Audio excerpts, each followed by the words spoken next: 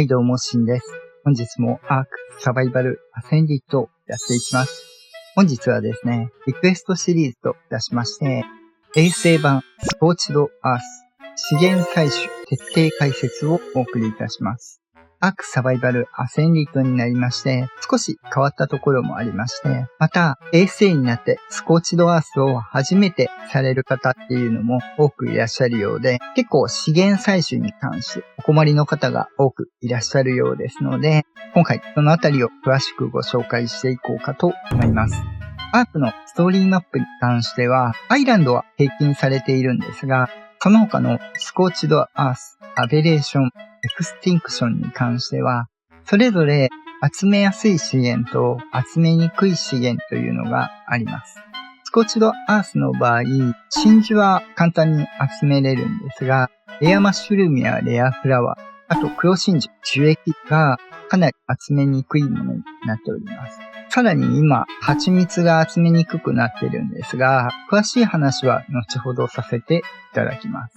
最後に衛星特有の簡単に資源を採取するための手段などもご紹介していきますので、ぜひ最後までご覧いただければと思います。普段ですね、アークについてトラップ動画、建築動画、冒険動画、ニュース速報的な情報発信であったり、チュートリアル、アークストーリーなどアークを楽しむコンテンツをご紹介しております。ちょっとでも面白かったよとか役に立ったよとかございましたら、ぜひ高評価、チャンネル登録よろしくお願いいたします。では、本編、どうぞ。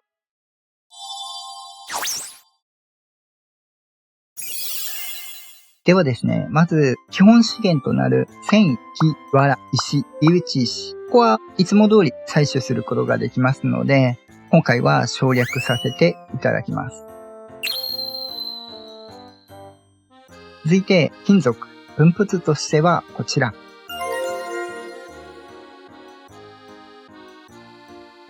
ご覧いただいた通り、基本的にはどの位置からでも比較的密集しているところにアクセスがしやすいものになっています。少し山の上だったりするところもあるんですが、細かいものも含めれば結構いろんなところにありますので、そんなに困ることはないかと思います。ただですね、見た目的に気づきにくい感じになっているので、その辺は結構見つけにくい部分も出てきます。だいたいこういう山の上にはあります。続いて、黒曜石。分布図はこちら。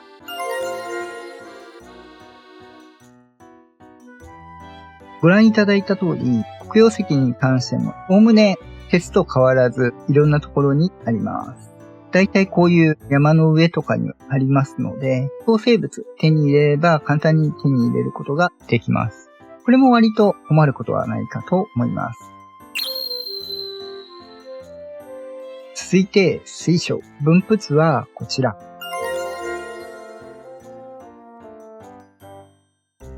少し黒曜石よりは少なくなるんですが、だいたい似たようなところにこのような形であります。山の上以外でも点在はしておりますので、だいたいどこに拠点を作ってもそれなりに集めやすいかと思います。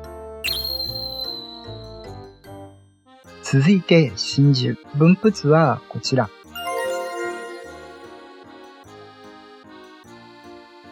こちらはですね、衛星時代各オベリスクに大量にあったんですが、今回緑オベリスク、青オベリスクは少し少なくなったようです。赤オベリスクはまだいっぱいあるようなんですが、オベリスク以外ですと、川の真ん中から上の方に関しては割と密集している部分があります。真珠に関してはこのような形で少し茶色いので分かりづらいんですが、割と陸地の方でもあります。一個ずつ取ることもできますし、ムチ使っていただくとまとめて取ることができます。それで大量の真珠をここにもありますんで、赤帯だとかなり集めやすいですね。こういった感じで集めていただくことになります。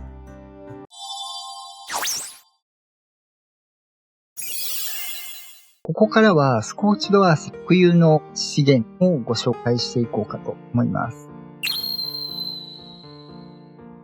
まずは砂。こちらはこの辺によくある岩から壊していただくと手に入れることができます。もちろん、ドゥエリクルス組んで壊しても砂を手に入れることができます。ただし、暗記録訓でやる場合は砂手に入りませんのでご注意ください。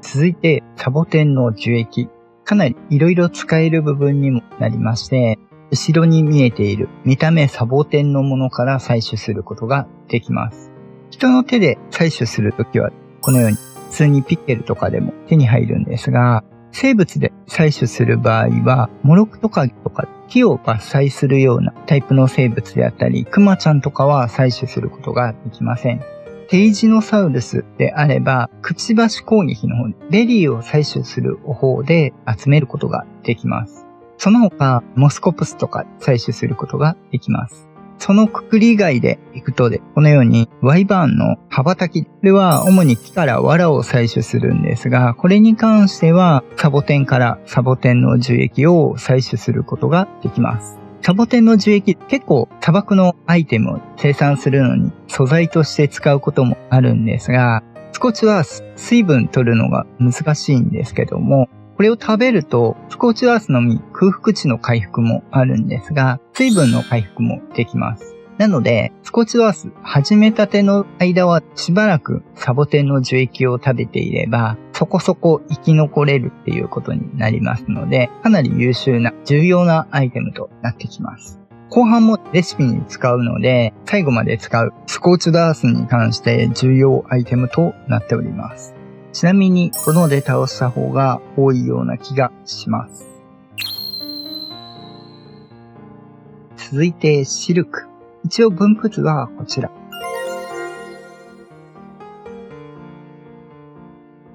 こういう花が咲いている草を採取していただくと、シルクが手に入ります。結構周りに草があるので、それを取ってからっていうところにはなるんですが、これを取れればシルクが手に入るということになります。合わせて同じように確率は低いんですが、プラント Y も手に入りますので、シルクに関しても、プラント Y の種に関しても手に入ることになります。ただし、プラント Y の種に関しては、プラント X と同じで特殊生物なんですが、罠を生成する植物になっているんですが、小型生物にしか効かないので、主に人用なので、PVE ではあまりスコーチダースでは使う機会が少ないかもしれません。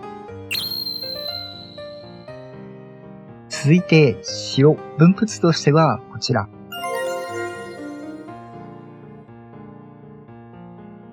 見た目としてはこういう塩の結晶になって生えていることになるんですが、これを壊していただくと採取することができます。おおむね砂漠側だとこういう、後ほどご紹介しますが、水脈とかのあたりに生えてたりとか、砂漠以外だとこのように緑尾根の周辺のあたりとか、東側に関しては結構大量に見つかるかと思いますので、スコッチダースでは保存需要のために大量に塩が必要になってきますので、ここも特に場所を選ばず採取できるかと思います。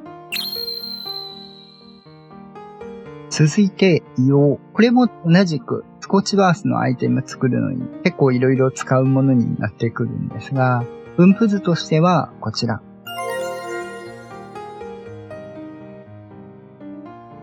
一応ですね、他にもあるんですが、やはり密集しているのは、この青オベリスクの左下、岩山の洞窟がある山一帯がやはり集めやすいところになります。見た目はこういう感じになっておりまして、黄色くなってるんで割と見つけやすいかとは思うんですが、斧でも取得できるんですが、ピッケル系の方が採取しやすいということになります。ちなみにこのあたり、ロックエレメンタルがよく登場しますので、そのあたり絡まれないようにご注意いただければと思います。ワイバーンダニよりは集めやすいかと思いますので、このあたりで集めていただければいいかなと思います。他にも鉱石この辺はいっぱいありますんでね、鉱石採取としては一番おすすめのエリアにはなります。続いて水脈。これはですね、大地から湧き出している水ということになるんですが、見た目このようになっております。真ん中から水を飲むことも可能です。音量を発揮するのはこの状態で井戸を作っていただいて設置します。この状態であればもちろん井戸から水を汲むこともできますし、時間が経てば大地から水を吸い出してこのように溜まっていくというものになります。これを使えばこのように給水口と同じようなイメージで範囲内水の供給をしてくれます。もちろん貯水槽で範囲を伸ばしていくこともできるんですが、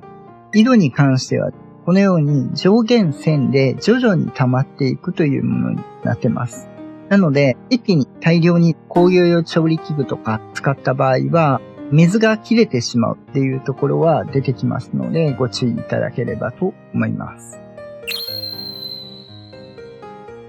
続いて油田。こういったものがありまして油田となっております。これに関してはオイルポンプというのがありまして、このようにオイルポンプのアイテムを設置していただくと、時間ごとにこのように原油を抽出してくれます。基本的なスコーチドアースの原油取得手段としては、この油田から原油ポンプで汲み出すということになりますので、かなり溜まってはくれると思うんですが、公式とかであればロック解除されてアクセスできたりとかもありますので、できればみんな共有で使っていただければと思います。本油田の配置は東側になってまして、主に緑オベリスク周辺というところになりますので、この一帯であれば結構数があります。西側にはないので、そのあたりはご注意いただければと思います。タイマーで消える可能性はありますので、そこはしっかり更新しないと別の人に取られるっていうことになりますのでご注意ください。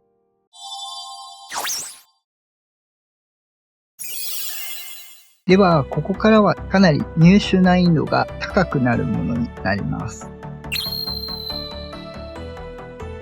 まずは、レアマッシュルーム。これはですね、基本的に青ベリスク周辺か、岩山の洞窟、あと新しくできたオアシスの洞窟の中ということになってきます。見た目的にはわかりやすくこういうキノコになっているんですけども、取っていただくとたまに取れます。無知で採取していただくと効率はいいんですけども、見ていただいた通り、かなり出てくる率は少ないものになっておりますので、なかなか厳しい採取となってきます。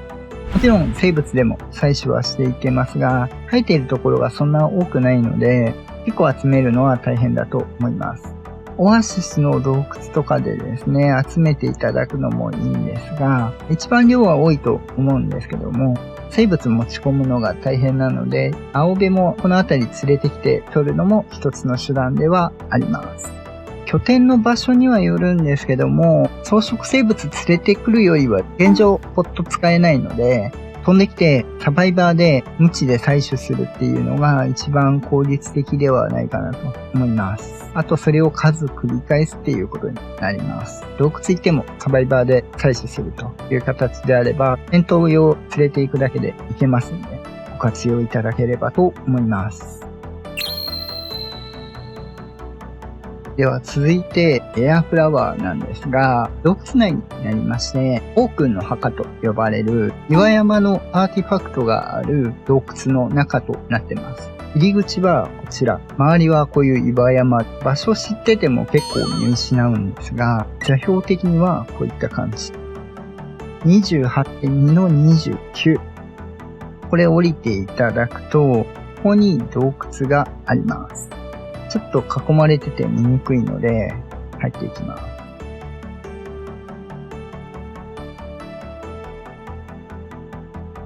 ここで一旦水辺になってます。なので、生物連れてくると、帰ってくるのが大変になります。なんで、ジャンプ動力ある生物でないと、ちょっと連れてくるのは大変です。帰るのがそんなに難しくないので、ここでポット回収して向こうに移っていただいてもいいかと思います。細かい攻略はちょっと別の機会ということで、ネタバレにならないように途中からにするんですが、目印として池の上にああいう骨の島ができているところがあるんですけども、これを理解していただいて、いくつか入るところあるんですけども、ここの道で入っていただくと、ここに花があります。これを採取していただくと、エアフラワーが手に入ります。見た目が変わっているので、わかりやすいとは思うんですが、ちょっと見つけにくい感じですね。ここだけになるので、一応座標も出しておきます。こういった感じになっております。洞窟内で座標を見ながら来ていただければと思うんですが、ここが結構通ると思うので、あの位置ですね。この位置ですね。を覚えておいていただければいいかなと思います。結構蜂蜜の維持とかにもレアフラワー使いますし、料理にも使うので、そこそこ使うんですが、ここからしか今のところ出てこないようなので、足しげく通っていただいて採取していただければなと思います。続いて、黒真珠なんですが、これも簡単といえば簡単ですし、難しいといえば難しい分類になってくるんですけども、このようにですね、砂漠地帯にデスワームが湧きます。今回これで倒しますね。このようにデスワームの角も出てくるんですが、ヒルの血液、あと黒真珠が手に入りますので、ここでゲットすることになります。その他ですね、アンコウのジェルとか、あと今回なかったんですが、有機ポリマーとかが手に入ったりします。デスワームの角は確定で、あとはランダムということになります。もちろん、アルファデスワームからも採取は可能です。あと、前回お伝えしたフェニックス君の糞から、通常はシリカパールなんですが、たまに黒真珠産んでくれるので、これも結構レアではあるんですけども、そこから入手するということも可能です。その場合は別にレベル関係ないので、真珠要因としてフェニックス増やすのも一つの手段ですね。続きまして、ご要望いただいていた蜂蜜になります。正確に言うと、巨大女王蜂を見つけてテイムするということになるんですが、これが現状バグなのか仕様なのか結構湧きません。実際自分で見たところなんですが、巣の状態ではなくて、そのままいました。巣の状態で湧くかどうかは、ちょっとしばらく見てたんですが、わかりません。そのまま湧くようになっているのか、アイランドと一緒で、巣とそのまま湧くのと、両方あるのか、現状わからないんですが、そのまま湧いている時はあるようです。その上で場所なんですが、こちら。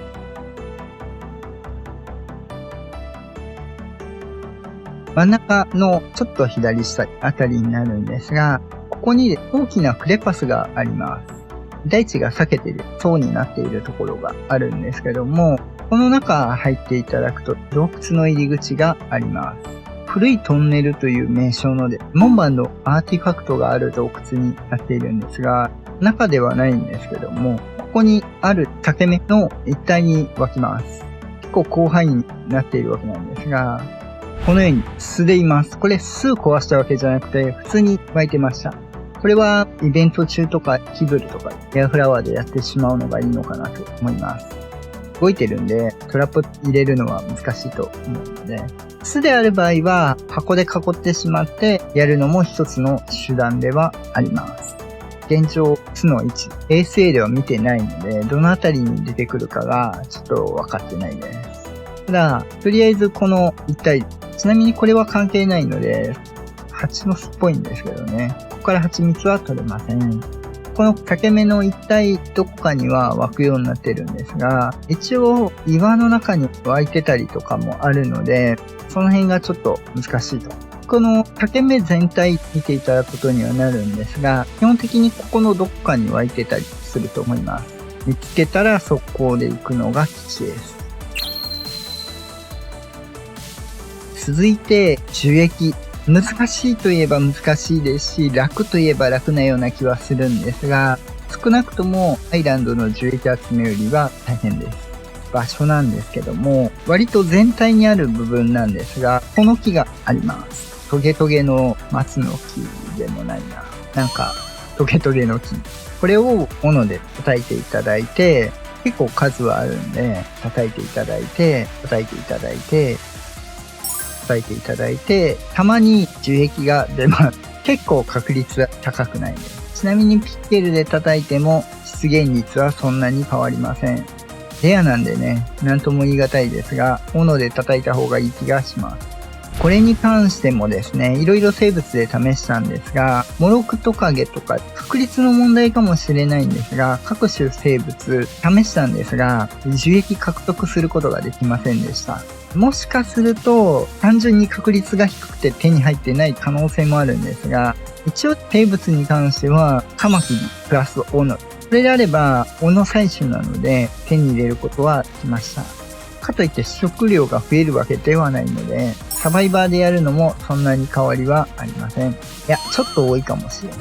そんな差異はないんですが、ちょっとずつ手に入るものなので、極力カマキリでやった方がいいかもしれません。ちょっと運なのか、カマキリで取得量が増えているのかがわかんないんですが、カマキリいるならカマキリでやるのがいいかもしれません。これに関してはですね、情報が少ない部分もあるので、ぜひレアフラワーであったり、黒真珠、蜂蜜、樹液とかですね、こういうのを取得できましたよとか、情報ありましたらぜひコメントいただければと思います。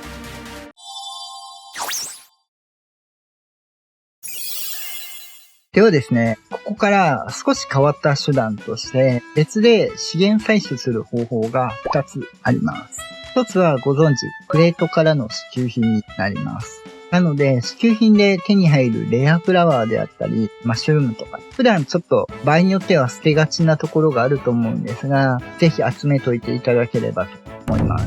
そしてもう一つ、ダウンロードコンテンツにはなるんですが、こちら、オアシサウルス。名前がバグって出てないですが、修正されて日本語表記でも出るようになってます。英語表記にすれば通常の姿になるんですが、これに関してこのように泉のところを見ると、通常のオアシサウルスのインベントリーとは別に、この泉のインベントリーがあります。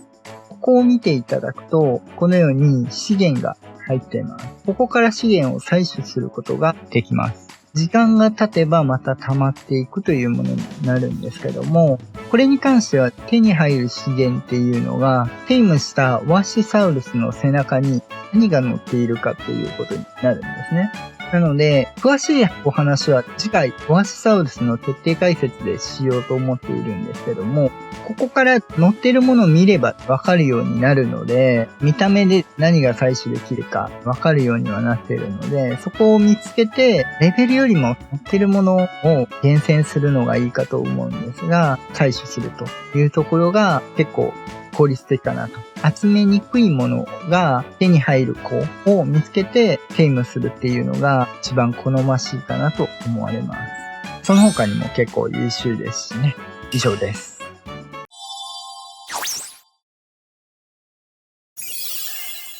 はい、ではいかがでしたでしょうか。本日はですね、衛星版スコーチドアース資源採取徹底解説をお送りいたしました。基本的な資源としては比較的どの場所でもあって集めやすいマップにはなっていると思うんですが、なかなかレアフラワーであったり、蜂蜜も結果レアフラワー必要になってきますし、マッシュルームはそこそこ一応地上にもあるんでっていうところはあるんですけども、集めにくい部分になりますので、黒真珠は結構解放してからっていうことになるので、そんなにかもしれないんですが、なかなか大変なところになってくるかと思いますので、ぜひ見つけていただければと思います。とりあえず蜂蜜がうまいこと見つかればいいかとは思うんですが、樹液は根気になってきますので、ぜひですね、頑張っていただくのと、効率的な集め方、こういうのあるよみたいなものがあればですね、またコメントいただければと